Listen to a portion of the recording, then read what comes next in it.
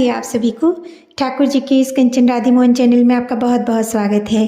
देखिए, हम सभी अपने घरों में ठाकुर जी को सेवा देते हैं और जिस प्रकार से ठाकुर जी को जगाना पड़ता है, सुलाना पड़ता है, उनकी धूप दीप से पूजा की जाती है, उनको स्नान भी प्रतिदिन कराना चाहिए, उनकी पोशाक बदलनी चाहिए, उसी प्रकार से ठाकुर जी को भोग प्रसाद भी अवश्य लगाना चाहिए। वैसे तो ठाकुर जी को दिन में 4 बार भोग प्रसाद आग्रह करने का नियम है, लेकिन किन्हीं कारणों से यदि आप नहीं कर पाते तो आप सुबह और संध्या का भोग तो अवश्य लगाया करें। ऐसे में यदि आप अपने घर का भोजन ठाकुर जी को समर्पित करना चाहते हैं, उनको आग्रह करना चाहते हैं, तो इसके लिए बहुत आवश्यक है कि उस भोजन में लहसुन प्याज का प्रयोग ना किया जाए। देखिए, हम सब संयुक्त परिवारों में बहुत बार रहते हैं और इसीलिए बहुत सारे लोग ठाकुर जी को सेवा नहीं दे पाते हैं कि उनके घर में लहसुन प्याज का प्रयोग होता है और ऐसी सेवा देने से ठाकुर जी कहीं रुष्ट ना हो जाएं। तो आप इसके लिए थोड़ा भी परेशान ना हो।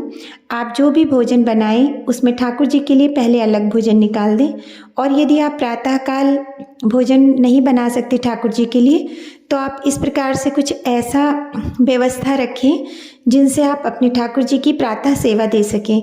उसके बाद दोपहर में आप चाहें तो अपने घर का बना हुआ बिना लहसुन प्याज वाला भोजन ठाकुर जी को अवश्य आग्रह करें। इसके लिए आप कुछ नियम बना लें, जैसे कि आपके घर में देखिए दूध, दही और मक्खन, मिश्री, गुड़, ये तो सभी के घर में होता है, तो सुबह के समय आप इन चीज़ों का भोग लगा दिया करें। यदि सर्दियां हैं तो दूध को थोड़ा गुनगुना कर लें, उसमें थोड़ी सी हल्दी या केसर और मिश्री डालकर आप ठाकुर जी को भोग प्रसाद उसका आप आग्रह कर सकते हैं। दोपहर के समय आप अपने घर में बना हुआ भोजन, अगर आपकी इच्छा है और आप करना चाहते हैं, तो वो भी ठाकुर जी को आग्रह कर सकते हैं। इसके लिए आप लहसुन प्याज वाला खाना अलग कर लें, जैसे कि यदि आपने दाल, चावल, रोटी, सब्ज़ी बनाई है तो आप केवल चावल और रोटी ठाकुर जी के लिए निकाल लें। यदि चावल आप ठाकुर जी को आग्रह कर रहे हैं तो उसमें आप दूध डाल सकते हैं, चीनी मिला लें, नहीं तो आप दही चावल का भोग लगाएं। इसी तरह से रोटी में भी आप देशी घी लगा लें, थोड़ा सा आप गुड़ उसके साथ कर दें। देखिए, ये भाव हैं हमारे, और अगर हम आग्रह करते हैं कि ठाकुर जी आइए, आप भोजन पाइए, तो हमारे भगवान हमारे मन के भाव देखते हैं और आप उनको अंदर अपनी भावना ऐसी रखिए कि आप प्रभु को सब कुछ समर्पित कर रहे हैं, और जहाँ चाह होती है वहाँ राह होती है। यदि आपकी इच्छा हो कि आप ठाकुर जी को ये बना के खिलाएंगे तो आप वो बिना लहसुन प्याज का भी उतना ही स्वादिष्ट बना पाएंगे और ठाकुर जी को उतना ही प्रिय लगेगा। देखिए, जब हम व्रत रहते हैं, कोई भी उपवास करते हैं, तो हम अपने लिए कितनी अलग अलग तरह की चीज़ें बिना लहसुन प्याज की बना लेते हैं और उनको खाते हैं। बहुत से लोग नवरात्र के दिनों में देखिए कुट्टू के आटे की पूड़ियाँ और सिंघाड़े के आटे का हलवा, आलू के आटे का हलवा, शकरकंद और ऐसी बहुत सारी चीज़ें बनाते हैं। खुद नमकीन में भी वो साबूदाने की खिचड़ी बनाते हैं। और देखिए, जहाँ चाह होती है वहाँ राह, तो आप जैसा चाहें वैसा इसी प्रकार की सेवा अपने ठाकुर जी को भी दीजिए। आप चाहें तो अपने ठाकुर जी को प्रतिदिन फल और मिठाई का भोग लगा सकते हैं। देखिए, ठाकुर जी की सेवा में रात्रि में कुछ ना कुछ मीठा आप अवश्य उन्हें भोजन के बाद आग्रह किया करें। जैसे आप भोजन में ठाकुर जी के लिए जो बिना लहसुन प्याज का है, उसकी मैं कुछ आपको व्यंजन बता रही हूँ। आप चाहें तो इस तरह से भी अपने ठाकुर जी की सेवा दे सकते हैं, जैसे कि आप जीरा राइस बना सकते हैं, आप दाल बना सकते हैं, आप मूंग की दाल बनाकर ठाकुर जी को समर्पित करें, आप चावल, आप आलू का पराठा, आलू की कचौड़ी, मूंग दाल की खिचड़ी, आप हरी सब्जियां डालकर ठाकुर जी के लिए खिचड़ी बना सकते हैं, आलू की पूड़ी बना सकते हैं, मीठी पूड़ी बना सकते हैं, चूरमा, दूध रोटी, दूध चावल, दही चावल, छाछ, मट्ठा, लस्सी, साबूदाने की खिचड़ी, मीठा साबूदाना, साबूदाने की दलिया और इसी तरह से गेहूं की दलिया आप बना के खिला सकते हैं। आप ठाकुर जी को मीठी रोटी, मीठे पराठे, थोड़ी सी चीनी आप लोई में अपने भरकर और उसको आप देसी घी से सेक लीजिए और ये ठाकुर जी को बहुत प्रिय लगेगा। फिर आप तुलसी दल पत्र डाल के अपने ठाकुर को आग्रह कीजिए। आप इस तरह से आटे का हलवा बना सकते हैं, सूजी का हलवा, बेसन का हलवा, आप चाहें तो सिंघाड़े के आटे का हलवा बनाएं, लौकी का हलवा बनाएं, गाजर का हलवा बनाएं या फिर आलू का भी हलवा बना सकते हैं।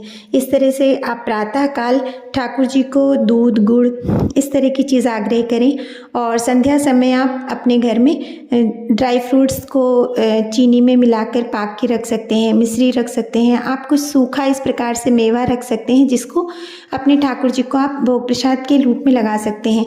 देखिए, जब आप भगवान को बड़े भाव से सेवा देंगे और उनको अपने प्रेम से जो भी प्रभु को समर्पित किया जाता है, मेरे भगवान वही भोग प्रसाद स्वीकार कर लेते हैं। माता सबरी ने तो भगवान श्री राम को जूठे बेर खिलाए थे और प्रभु ने वो भी कितने स्नेह से खाए थे। इसी तरह से यदि आप इस तरह से भोग प्रसाद ग्रहण कराएंगे तो वो बहुत प्रसन्न होंगे और जैसे जैसे आपकी भक्ति, आपकी पूजा ठाकुर जी के लिए बढ़ती जाएगी, उसी प्रकार से हो सकता है कि आपके घर के लोग भी लहसुन प्याज खाना छोड़ दें या फिर आप उनके लिए अलग से इस तरह का भोजन अवश्य बना लेंगे। देखिए, हमारी कुछ भी व्यवस्था हो, भगवान उसको पूरा अवश्य करते हैं। और कभी भी जो भी आप भोग प्रसाद ठाकुर जी को लगाएं वो 5 मिनट से ज़्यादा उनके सामने ना छोड़ें और जल एक लोटे में भरकर उसमें एक तुलसी दल पत्र डालकर ठाकुर जी के सम्मुख हमेशा रखी रहनी चाहिए। और इस तरह से दूसरे दिन वो जल उठाकर आप तुलसी जी के पौधे में या फिर किसी अन्य पौधे में छोड़ सकते हैं। आप उसको जल को पूरे घर में छिड़काव कर सकते हैं, आप उसको स्वयं भी ग्रहण कर सकते हैं, वो हमारे ठाकुर जी का प्रसाद होता है।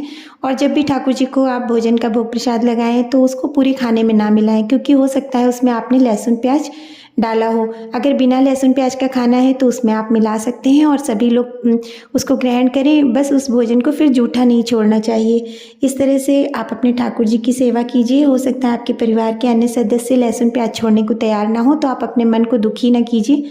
आप बड़े भाव से, बड़ी भक्ति से अपने ठाकुर जी की पूजा कीजिए। भक्ति में जैसे जैसे आप आगे बढ़ते जाएंगे, आपका मन आपकी पूजा भगवान स्वीकार करते जाएंगे और आप पर सदा कृपालु रहेंगे।